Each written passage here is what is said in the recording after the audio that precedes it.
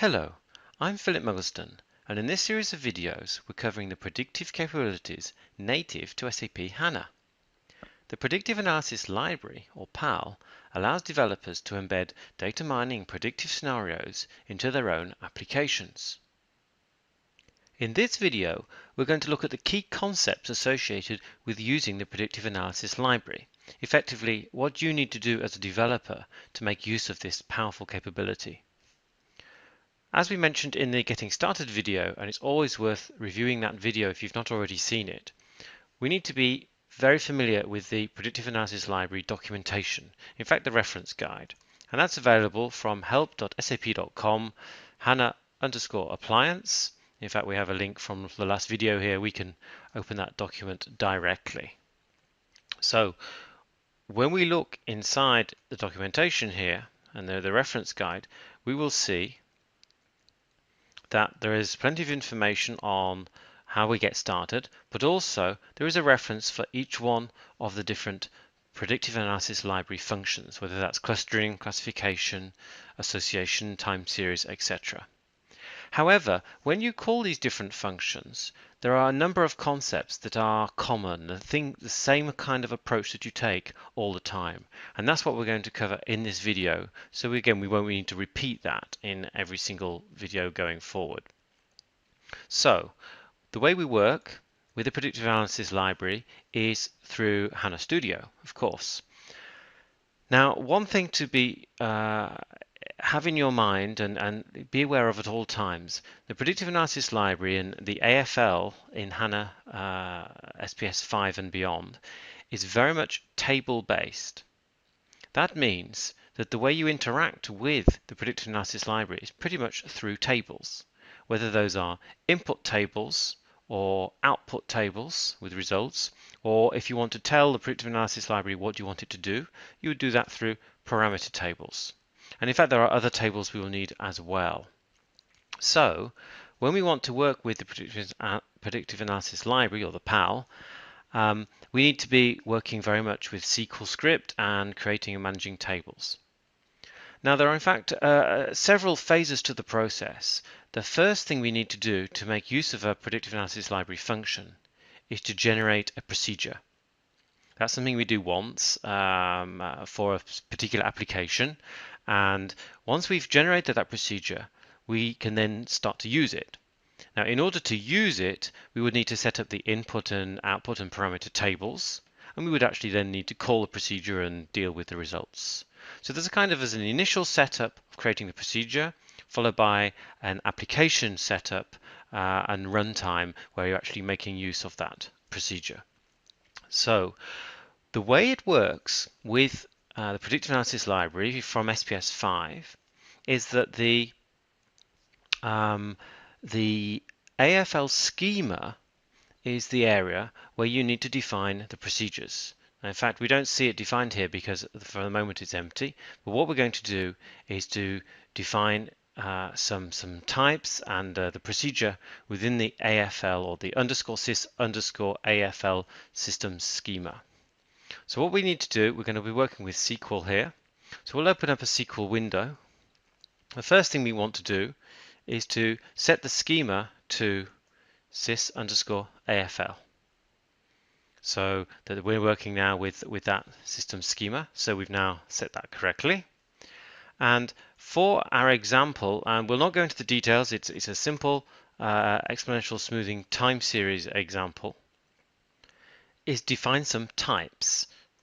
Now, let me just paste in this code.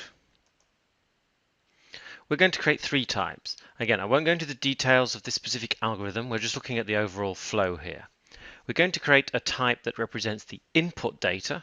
That's the first one here, which it's like a table. It's got the ID and the amount we'll be looking at to do our time series analysis on. So that's our input data. We create a type that represents the structure of the parameter table. And this structure is in fact the same basically for every Predictive Analysis Library algorithm. We'll see more about that in a moment. And then also we create a type for the results table. And what we also then need to do is to create something that's called a signature table.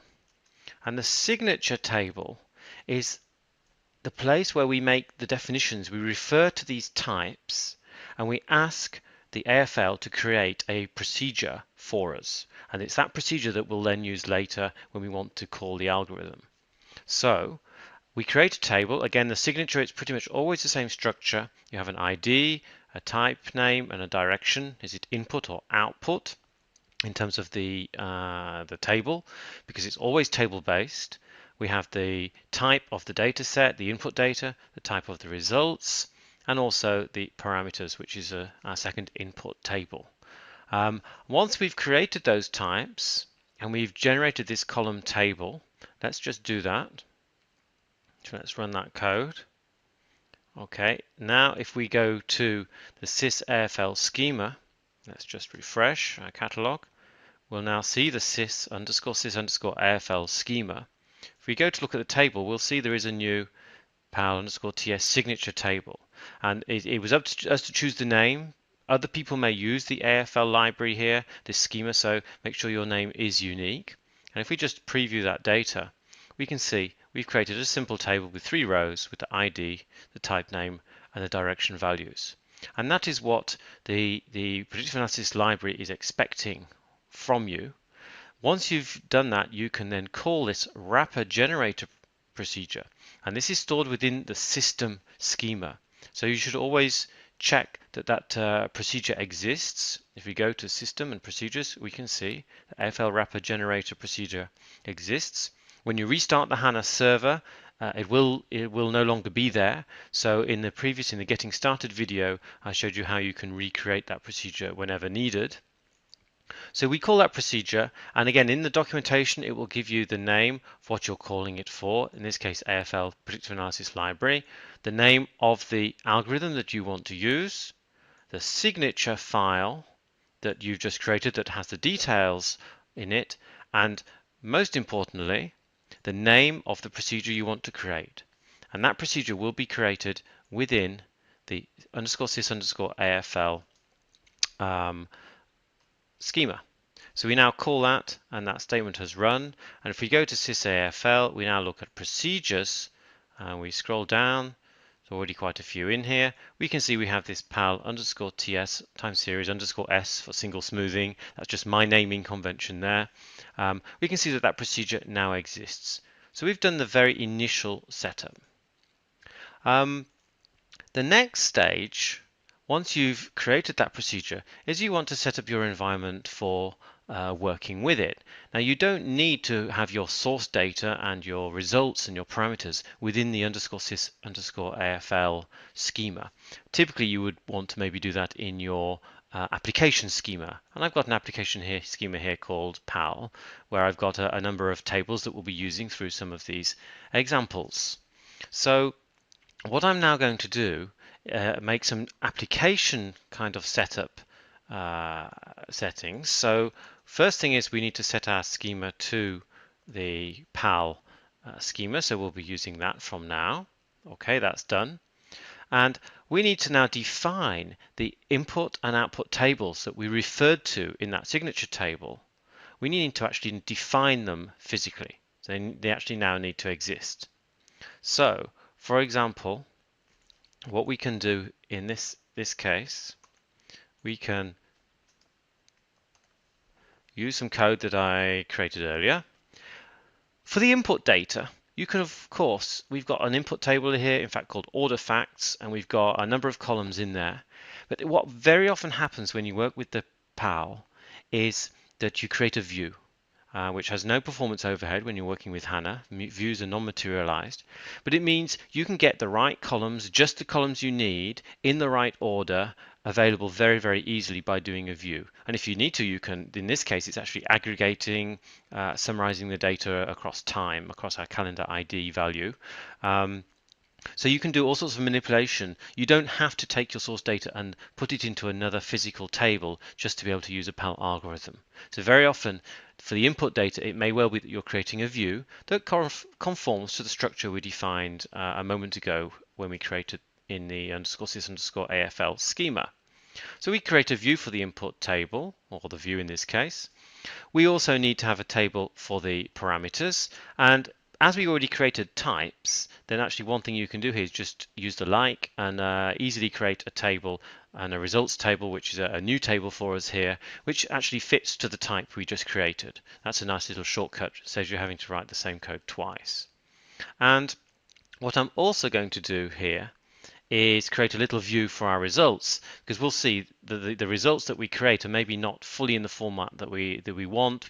It just gives us the raw results, but we may want to do something to make that a bit more usable. So in this case, we take the results we get and we're actually joining that together with the input view that we also created. We join those together so that we can actually have the input values and the predicted values side by side, so we can analyze them together. So again, none of this is actually required to be done exactly this way. This is an example of how typically you might want to work with the AFL. So let's create those tables. Let's run that code. Okay, it's all run through. We've created our empty tables and our views. What we also now want to do is to populate the parameters table, because for the moment it's empty. So for each algorithm, you're going to have one or more different parameters that you set. And in the case of the single exponential smoothing, there are typically 3. The raw data column represents which column of the input data has the actual data, starting from 0. So column 1 is the second column that's in that table, which was the sales amount. The alpha we'll talk about in another video. It's a tuning parameter, and the start time, again, it's something specific to exponential smoothing in terms of when you want to actually start the smoothing process to begin based on the input data.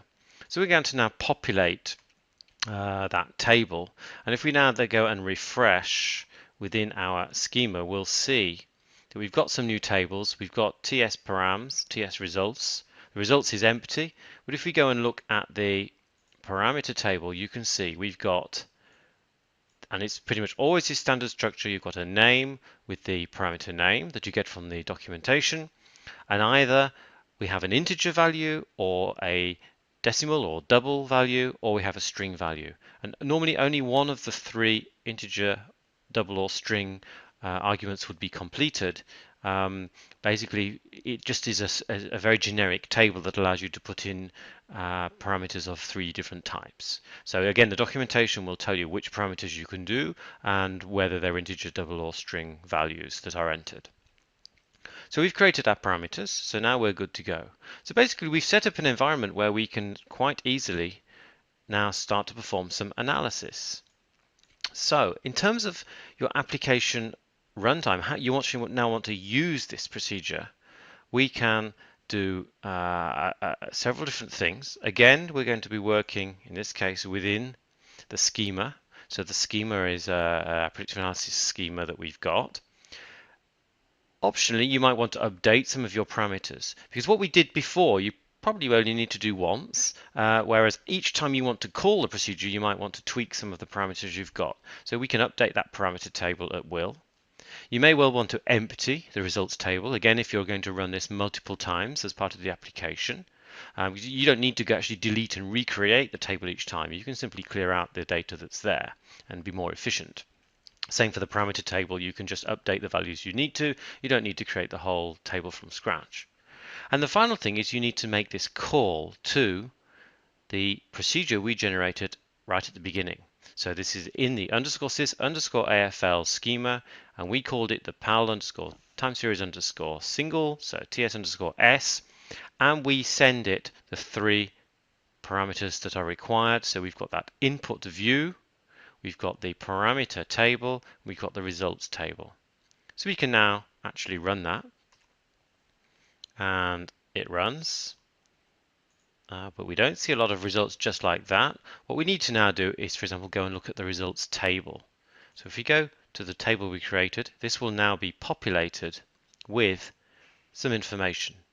In fact, what we can see, we've got our calendar ID, we've got about 2 years of data.